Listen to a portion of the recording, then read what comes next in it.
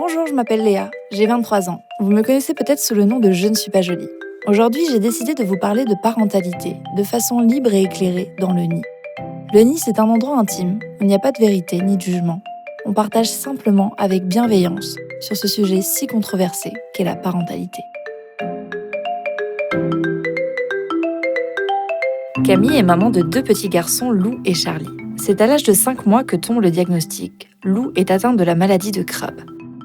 Au micro du nid, Camille nous raconte ce parcours difficile et singulier, qu'est celui de parents d'enfants porteurs d'un handicap. Puis, nous recevons Anne-Sophie, assistante sociale pour l'association Halte Pouce à Montpellier. Elle nous parle des actions mises en place pour faciliter le quotidien et l'intégration des familles dans la société. Bonjour Camille, merci d'être avec nous au micro du nid. Est-ce que déjà tu peux nous présenter ta famille ? Alors, ma famille, j'ai mon petit garçon donc, qui s'appelle Lou, qui a 2 ans et demi, et j'ai un nouveau petit garçon qui est dans la famille depuis 4 mois et qui s'appelle Charlie. 2 garçons. Et un mari. 3.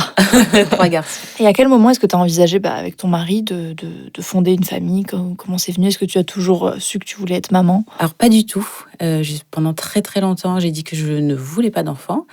Et en fait, je sais pas, c'est un petit peu comme on dit, un beau matin, je me suis réveillée, puis en fait, j'en avais envie, on avait fait un petit peu le tour de tout ce qu'on peut faire. En couple à 2, c'est-à-dire on avait voyagé, on était sortis, etc. Et puis là, on avait envie d'un petit peu de valeur ajoutée à nos vies. Et voilà, c'est comme ça qu'on s'est lancé assez rapidement, finalement, à partir du moment où on en avait parlé. Ouais, la décision Ouais. a déclenché tout le reste. C'est ça. Et comment s'est déroulée ta première grossesse ? Comment ça s'est passé ? C'était un rêve, vraiment. J'étais sur mon petit nuage pendant 9 mois. Pas de soucis majeurs pendant la grossesse. Aucun souci. Vraiment, le bonheur absolu. C'est bien parce que c'est vrai que les premières grossesses, c'est toujours un peu... On ne sait pas dans quoi on s'embarque. Voilà. Est-ce que l'état de femme enceinte, ça va nous... Ah, moi, c'est un truc qui me plaît vachement. Ouais, d'être enceinte, Ouais. ça, c'est bien.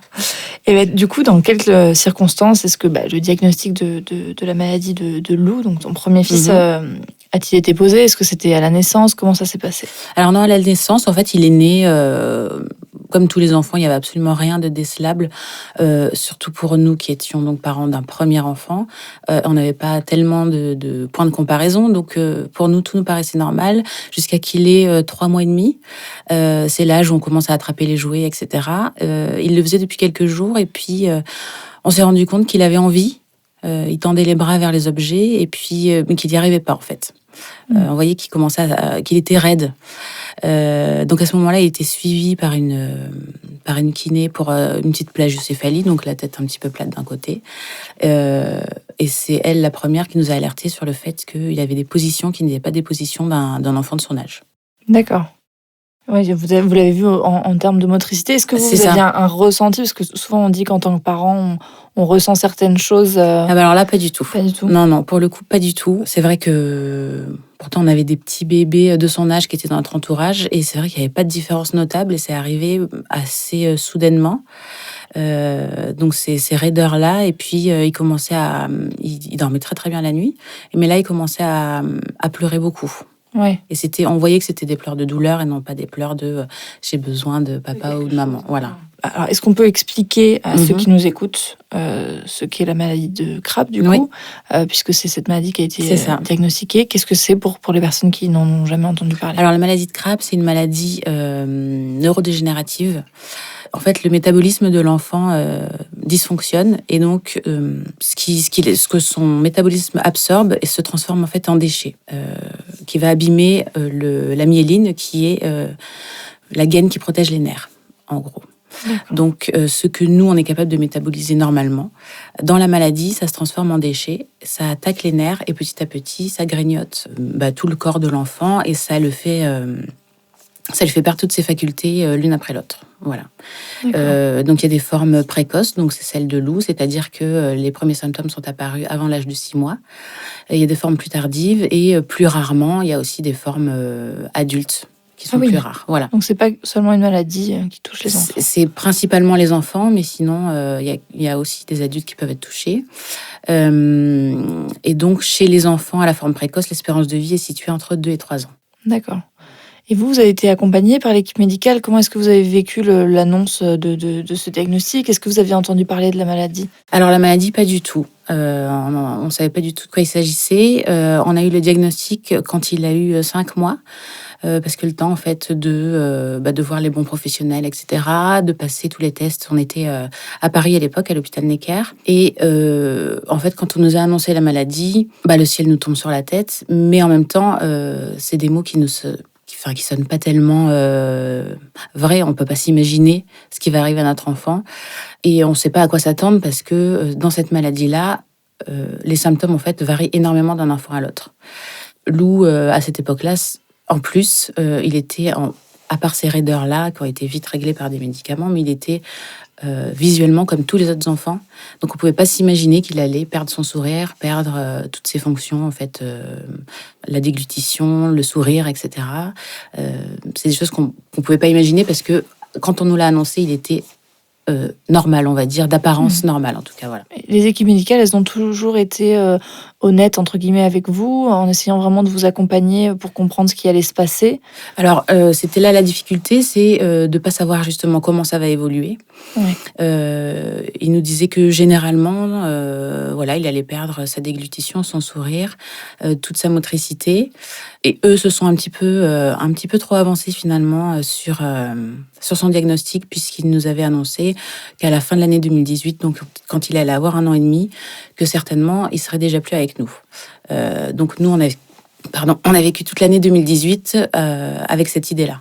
Et c'est ce qui nous a un petit peu empêché finalement de nous bouger au maximum pour lui, alors qu'aujourd'hui il est encore là et il est plutôt en forme. Voilà. Ouais, c'est comme quoi, parfois, le diagnostic médical ne fait pas tout. Voilà, ils se sont un petit peu trop avancés. C'était pas une question en plus à laquelle on avait besoin d'une réponse. La seule chose qu'on savait, c'est qu'il serait handicapé, mais c'est un mot très très large. Il y a beaucoup de handicaps différents, à plein de niveaux différents. Donc c'était très très flou et il restait plus qu'à observer en fait ce qui allait se passer et à l'accompagner du mieux possible sans avoir aucune information, parce que l'hôpital a été bon sur le diagnostic. Ils ont été très rapides pour le coup, d'avoir les résultats aussi tôt. On les a eu en 3 semaines en fait. C'est très très rare. Donc ils ont été rapides, mais pour l'accompagnement au quotidien, parce qu'avec la maladie, en fait, il y a des petits mots de tous les jours, donc chez les enfants qui peuvent être embêtants, et chez Lou, comme il est fragilisé, ça peut prendre des proportions incroyables. Il est en train de se sortir une canine, là, il n'a pas dormi depuis 48 heures aujourd'hui, par exemple. Voilà, c'est des choses auxquelles on ne pense pas du tout. Voilà, c'est des petits à côté. Et là-dessus, les professionnels de santé sont pour le coup pas présents. Et pas d'accompagnement. Non, il n'y a pas tellement d'accompagnement. On se débrouille énormément seul. Et heureusement, avec l'aide de l'association Lueur d'Espoir pour Eden, qu'on a mis beaucoup de temps à contacter. On en parlera peut-être tout à l'heure, parce que classer son enfant dans la catégorie des enfants handicapés, c'est difficile. C'est une étape à franchir. Et c'est pour ça qu'on a mis autant de temps à les contacter. Et aujourd'hui, c'est un énorme soutien. Ouais. Comment vous êtes organisé pour accompagner du coup Lou avec ton mari? Est-ce qu'il y a quelqu'un qui est tout le temps présent auprès de lui? Alors ça s'est fait en 2 temps. Donc comme je disais, à l'époque, on était en région parisienne. Moi, le jour où Lou est parti aux urgences, en fait, j'ai quitté le travail un jour entre midi et 2. Je suis jamais revenue. Et depuis, je ne travaille plus, donc je m'occupe de lui à 100%. Mon mari a arrêté de travailler pendant 10 mois. Et puis, on avait déjà le projet, en fait, de redescendre dans le sud, parce que je suis originaire d'ici. Et en fait, on s'est dit, tant qu'il est là, tant pis, on bouge pas, on reste là-haut. Il sera auprès des meilleurs professionnels, puisque c'est à Paris. Et puis, finalement, on s'est dit, mais pourquoi attendre ? Faisons-le, descendons. Donc heureusement, mon mari a trouvé un emploi à la rentrée 2018. Et on est descendu ici. Finalement, l'accompagnement est meilleur. Il y a plus de proximité, il y a plus de soins à domicile qui sont possibles aussi. Donc moi, je m'occupe de lui toute la journée. Mon mari a la possibilité de rentrer tous les midis, donc c'est vrai que c'est aussi un soutien. Et les choses ont changé aussi depuis l'arrivée de son petit frère, puisque là, c'est un grand bonheur, mais c'est une difficulté quand même supplémentaire. Donc pour l'instant, j'ai ou ma maman ou ma belle-sœur qui sont avec moi toute la journée pour m'aider. Oui. Comment l'entourage s'est positionné quand vous avez appris du coup la maladie de Lou? Comment est-ce qu'elle est présente pour vous au quotidien? Ils ont tous été géniaux, que ce soit la famille ou les amis. Ils se sont tous mobilisés. Ils nous ont tous offert leur aide. Ils se sont pas laissés abattre. Il y a eu un petit moment, effectivement, au tout début, on ne sait pas où on va, mais il faut y aller, il faut se bouger. Il a besoin de nous. On est là. Recevoir de l'amour et de la tendresse et des soins, c'est tout ce dont il a besoin. Donc tout le monde s'est mobilisé. Il a fallu, nous, qu'on apprenne à s'occuper de lui, puisqu'avec l'évolution de la maladie, il y a des nouveaux symptômes, des nouvelles pathologies, des nouveaux soins à apporter. Il a fallu que nous, on les apprenne, qu'on soit à l'aise avec et qu'on puisse ensuite expliquer à notre famille et à nos amis comment pouvoir prendre soin de lui. D'avoir ce soutien-là aussi. Voilà, exactement. Et ils ont sur lui un regard très particulier. On a perdu personne en route, en fait. Et ça, c'est un très beau cadeau qu'on a reçu. Et par rapport à l'association, du coup, Lueur d'espoir pour Eden, comment est-ce qu'elle intervient dans vos vies? Quelle a été l'aide qu'elle a pu vous apporter? En fait, je crois que je me suis décidée à les contacter.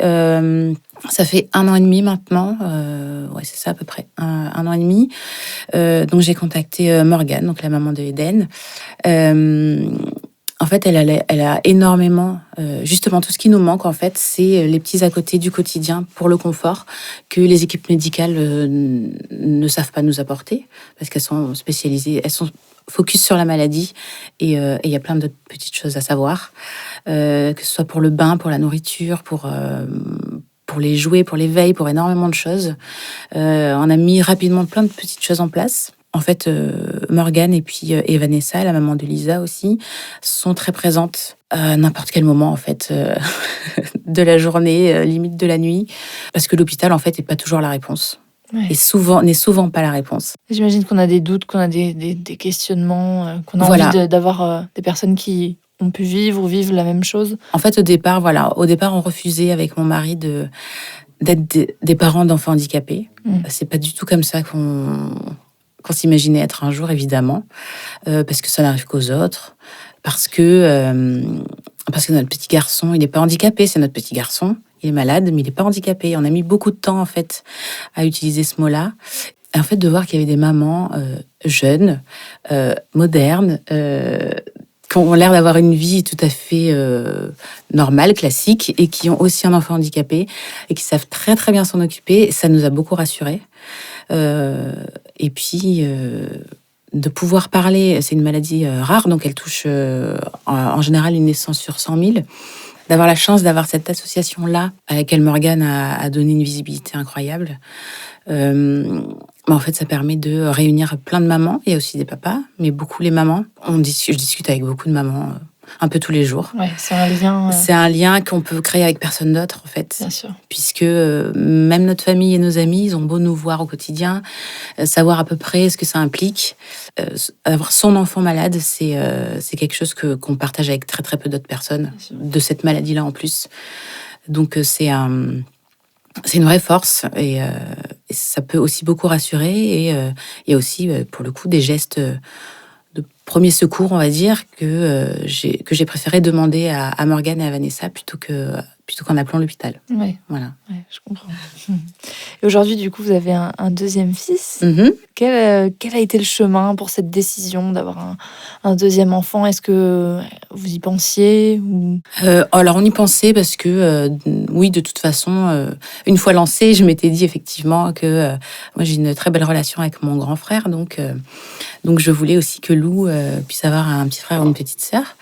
En fait, on s'était lancé très très vite après l'annonce de la maladie, puisque je suis tombée enceinte une première fois 2 mois après l'annonce de la maladie. Je savais qu'il était trop tôt, concrètement, mais je crois que c'était un instinct de survie, en fait. Il fallait absolument que la vie continue, sachant qu'on savait qu'elle allait s'arrêter pour Lou. On a placé, en fait, un espoir de mieux pour le futur. On pouvait pas imaginer un trou noir et plus rien derrière, en fait. Il nous fallait absolument la vie qui continue. Et puis, en fait, je crois que les choses sont quand même plutôt bien faites, puisque c'est une grossesse qui n'a pas continué. Il y en a eu d'autres, entre-temps. On a continué encore, jusqu'à que Charlie s'accroche. Il faut savoir que donc c'est une maladie génétique. On est porteurs tous les deux de la moitié de la maladie avec mon mari. Donc, ça veut dire que pour chaque grossesse, on a le risque de nouveau. On a un risque sur 4 que l'enfant soit de nouveau atteint. Ça a été le cas d'ailleurs. Donc, on a eu une grossesse où l'enfant était atteint. On savait très bien ce qu'on allait faire puisque la souffrance de Lou, sans parler de la nôtre, c'était inenvisageable pour nous de la faire revivre à nouveau et de la vivre. Et puis finalement, Charlie, au bout de 3 mois et demi, donc moi j'ai une biopsie. Et puis il y a eu 15 jours d'attente pour les résultats. Donc c'est une énorme angoisse à chaque fois. Et on a eu la très bonne nouvelle. J'étais quasiment à 4 mois de grossesse, de savoir que Charlie n'était même pas porteur de la maladie. Ça veut dire que plus tard, lui, n'aura pas le souci de devoir faire les tests, etc. Il part sur une page blanche. Oui, ça a dû être un soulagement. Un très gros soulagement, exactement. Et il est arrivé donc au mois d'octobre. Et c'est une force incroyable et beaucoup de lumière dans nos vies. Et là, une petite relation commence à se faire avec Lou. Ouais. Il est très excité quand il le voit, quand on les rapproche le plus souvent possible. Lou, ça pèse beaucoup. Il est très sensible au toucher et au bruit, mais quand c'est son petit frère, c'est assez incroyable. Il ne sursaute pas quand c'est son petit frère qui fait du bruit. Et lui qui est souvent tendu, il est très apaisé quand on pose Charlie dans ses bras. Donc il y a déjà en fait une relation vraiment particulière qui se crée entre les deux. Vous êtes spectateur de ça. Voilà, ouais, c'est assez magique. C'est assez magique à observer puisque Lou, il faut toujours déceler ses réactions. Pour la plupart des personnes qui pourraient voir Lou, il exprime rien. Et en fait, nous, on le connaît, on le connaît par cœur. Donc, on sait très bien que un petit froncement de sourcil, un petit mouvement du doigt ou de la main, on sait très bien ce que ça veut dire. Et pour le coup, on n'a aucun doute sur le fait qu'il a compris qui était Charlie. Il a compris aussi que maman était moins disponible. C'était ma grosse crainte puisque Lou, avant l'arrivée de Charlie, c'était pratiquement du 24 heures sur 24. C'était beaucoup de contacts. Beaucoup de câlins parce que c'est comme tous les enfants, il aime beaucoup ça, mais il en avait besoin encore plus qu'un autre enfant. Donc je suis moins disponible pour lui sur ces aspects-là. Ça a été difficile à accepter et de pas culpabiliser aussi de vouloir un autre enfant. Bien sûr. Et finalement, aujourd'hui, j'arrive avec de l'aide, sinon ce serait pas possible, sincèrement. Avec de l'aide, j'arrive à apporter aux deux autant de tendresse et d'amour et de passer du temps de qualité avec tous les deux.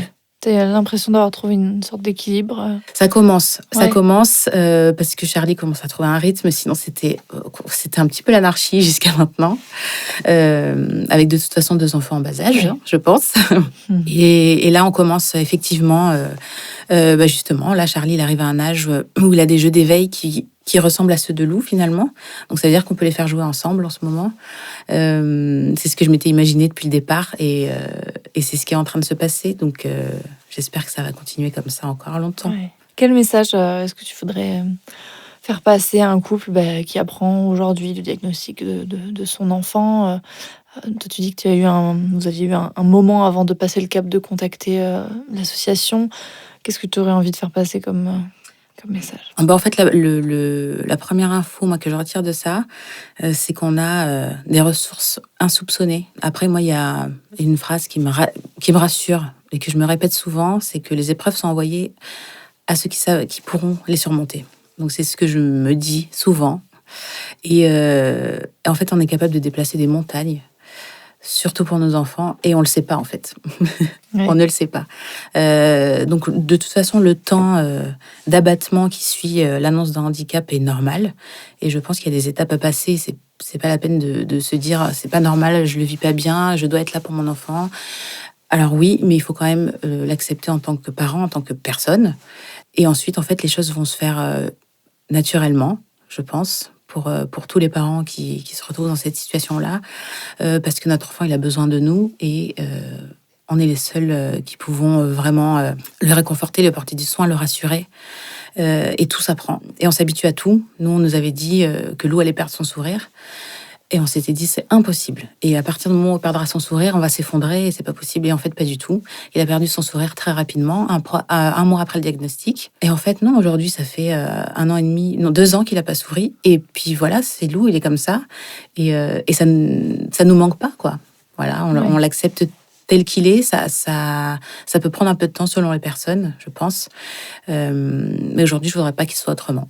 Voilà. Merci beaucoup.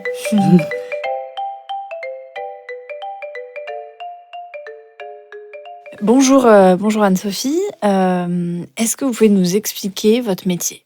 Oui, bonjour. Donc, je suis assistante de service social, diplômée en 2008. Donc, j'accompagne des personnes en difficulté. Donc là, en l'occurrence, donc les personnes concernées par le handicap, en priorité par tout ce qui est donc démarches administratives, donc en lien avec les droits liés avec le handicap, mais ça peut être aussi donc tout ce qui gravite autour, le logement, l'accès aux droits, travailler aussi donc en réseau avec d'autres partenaires qui peuvent donc aider donc les familles avec donc d'autres questions que je ne vais pas forcément pouvoir traiter donc mais c'est un travail qui est assez varié finalement, avec essayer de trouver des solutions selon les demandes, de toujours faire une évaluation globale de la situation, identifier donc les problèmes, les prioriser parce qu'on peut pas tout traiter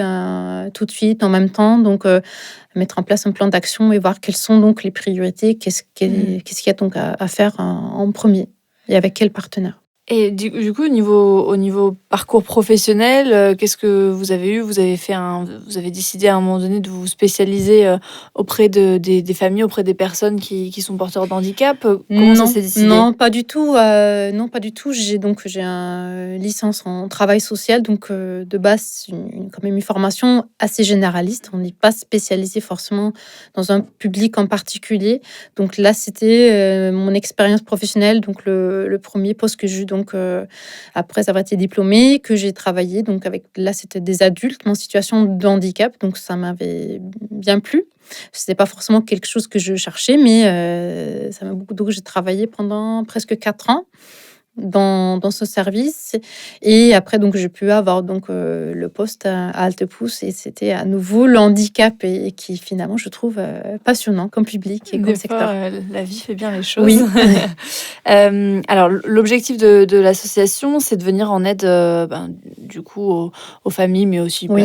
pas seulement aux familles. Ça passe par quoi ? Par quelles actions ? Alors l'objectif premier, donc ça n'a pas changé donc depuis la création de l'association, donc il y a 15 ans, c'est d'offrir du répit aux familles concernées par le handicap. Et le répit, c'est vraiment au sens large du terme, parce qu'on pourrait imaginer entendre que le répit, c'est plus d'avoir donc des personnes au domicile, mais ce n'est pas que ça. Donc moi, en tant qu'assistante sociale, moi, je peux aussi offrir du répit en accompagnant donc les personnes dans les démarches administratives, parce qu'il faut savoir que c'est très très compliqué. Et c'est pas parce qu'on n'est pas capable de faire un dossier, le remplir, mais il faut savoir quels sont les droits, comment le justifier, donc et aussi avec tout ce qu'il y a donc autour à faire déjà avec le rendez-vous en libéral et le reste. Donc ça peut être donc assez difficile donc à faire en plus. Donc c'est une aide administrative qui soulage, qui offre du répit. Et ça peut être aussi donc des tierces personnes au domicile, donc des intervenants spécialisés dans le handicap, qui est assez rare, et aussi donc favoriser donc l'inclusion en centre de loisirs, en milieu ordinaire. Et on a aussi donc formation, mais ça c'est donc on cible donc les professionnels, des crèches, des mairies, aussi des centres de loisirs, donc former les animateurs, les centres de loisirs, donc pour mieux pouvoir accueillir donc les enfants en situation de handicap. C'est vraiment du répit dans le sens large. Mais ça, c'est l'objectif premier. Et on n'est pas spécialisé. On a fait le choix de ne pas être spécialisé dans son handicap en particulier, diplômés, il y en a d'autres. Ça peut être l'autisme, ça peut être un handicap visuel, moteur. On n'est pas spécialisé.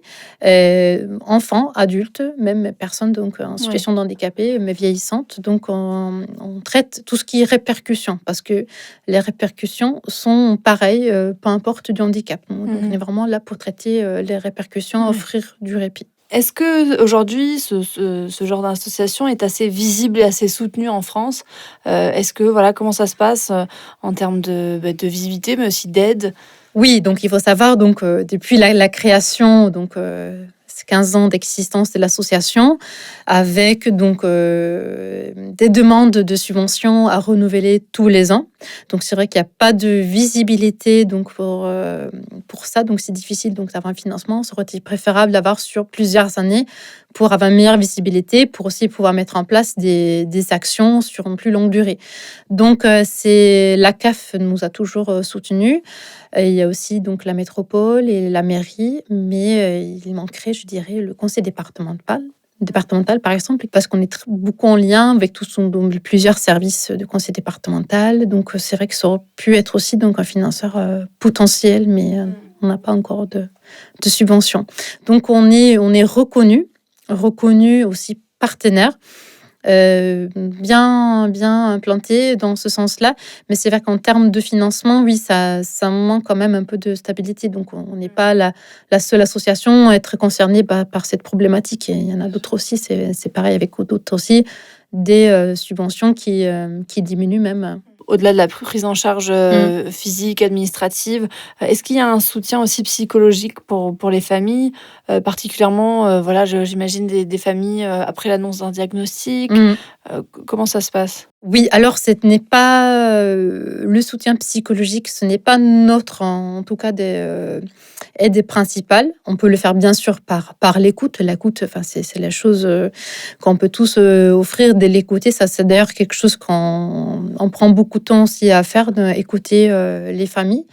En termes de soutien psychologique, on peut aussi les orienter vers, il y a des associations qui peuvent donc proposer un temps d'écoute par un psychologue qui sont donc gratuits en fonction donc du secteur où habite la famille. Si c'est par exemple l'annonce du diagnostic, ça peut être aussi donc, psychologue à l'hôpital par exemple, ou un psychologue là où l'enfant peut être éventuellement pris en charge au suivi. Mais nous n'avons pas de prise en charge, on n'a pas de psychologue qui peut proposer. Donc, Vous travaillez en lien en fait oui, avec voilà, d'autres c'est tout acteurs. ça. Donc, ce que nous ne pouvons pas faire, on s'est toujours trouvé donc de repérer des partenaires, les orienter vers d'autres services, que ce soit donc tout ce qui est service hospitalier, un libéral, etc. Est-ce que vous pensez que c'est tout aussi important ce soutien-là psychologique que matériel? Est-ce que vous pensez que pour une bonne Oui. prise en charge globale, c'est indispensable? Oui, je pense. Et là, en termes de soutien psychologique, il y a aussi donc de pouvoir donc échanger avec d'autres parents. Donc, on a mis en place, donc c'est pas professionnel, mais ça a été donc c'est un choix qui a été fait. On a un groupe de parole.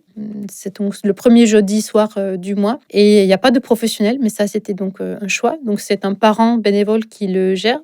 Et là, justement, le parole est libre. Donc, c'est important aussi de pouvoir échanger avec d'autres parents, d'être qui a déjà vécu peut-être la même chose, qui sont passés par là, qui peuvent conseiller. Et ça aussi, je pense que c'est aussi important que de parler avec un professionnel. Bien sûr. Donc, on essaie beaucoup. Et aussi, l'autre objectif, c'est de rompre avec l'isolement. Parce que c'est vrai que beaucoup de parents, enfin, familles, peuvent être donc isolés du fait du Complètement. C'est ce que nous disait Camille en début de ce podcast. Elle nous disait qu'elle avait mis très longtemps à contacter une association. Et en fait, ça l'avait vraiment, ça l'aide beaucoup, même si elle a un entourage qui est très présent. Le fait d'avoir des personnes qui vivent la même chose, ça, c'est un soutien que ne peut avoir aucune autre personne, même un professionnel. Exactement. Qui va comprendre, mais à 100% ce que la personne vit. Et justement, par rapport à ça que je rebondis, le délai un peu, parce qu'il peut avoir donc ce qu'on voit, l'annonce donc du handicap, le diagnostic, et après il peut avoir un peu de temps, parce que c'est même si on a connaissance, peut-être qu'ils ont eu notre plaquette, ils ont vu l'affiche quelque part, mais il y a peut-être un temps entre donc la connaissance donc de l'association et le premier contact. Donc et ça on le voit, dit: «Oui, mais» souvent on me dit: «Oui, mais ça faisait, 1 an que j'avais votre numéro de téléphone, je savais que vous étiez là, mais je» donc c'est vrai que c'est pas toujours facile de faire ce premier pas, d'appeler, de contacter, pour plusieurs raisons, mais ça on le voit. Non, mais c'est ce que nous disait Camille aussi. Mmh. C'est difficile de s'affirmer, être parent Mmh. d'un enfant porteur de handicap, c'était aussi le réaliser tout simplement. Oui. Comment est-ce que vous accompagnez, vous, les futurs adultes porteurs d'un handicap à s'intégrer dans la société au niveau professionnel? Comment ça se passe, votre accompagnement? Par des formations?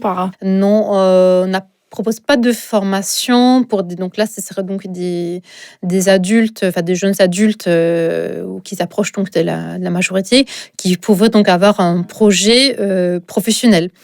Donc on peut les conseiller donc sur donc les différents dispositifs. C'est vrai qu'on y est aussi beaucoup à, travailler tout ce qui est donc dispositifs qui ne sont pas des dispositifs du secteur, médico-social. Ça peut être aussi des initiatives donc privées, associatives, donc il y en a plusieurs sur Montpellier. Malheureusement, il y en a un peu moins en dehors de Montpellier, donc souvent il y a la question de transport qui se pose.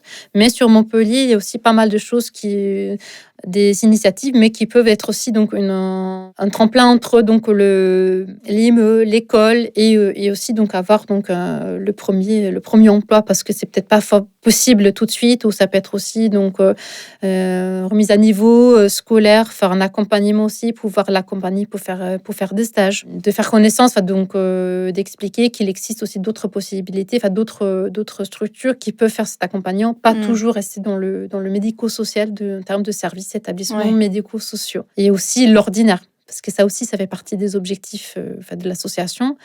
Déjà l'inclusion, mais aussi donc là, il n'y a pas toujours.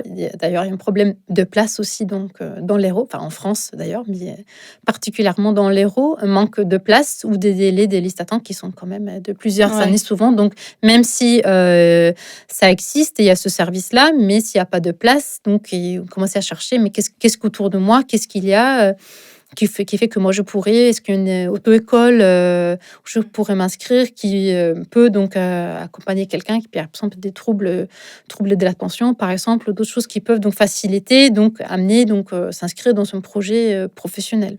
Donc c'est aussi donc tout ce qui est milieu ordinaire, mais aussi la mise en place un peu des parcours un peu atypiques. Il faut les connaître. Donc c'est ça. Donc nous, notre rôle, ça peut être donc de les informer sur les différentes possibilités. Et avec, bien sûr, l'accompagnement qu'on peut faire, c'est de rédiger, enfin, de les aider à instruire le dossier MDPH, à avoir des droits ouverts à la MDPH, qui permet ensuite de faire donc réaliser ce projet et donc mise en relation avec les partenaires nécessaires. D'accord, merci beaucoup. Merci d'avoir écouté le Nid. Vous retrouverez toutes les informations de ce podcast dans la description. N'hésitez pas surtout à nous noter et à nous faire tous vos retours. On a hâte de lire vos commentaires et moi je vous dis à très vite dans un prochain épisode.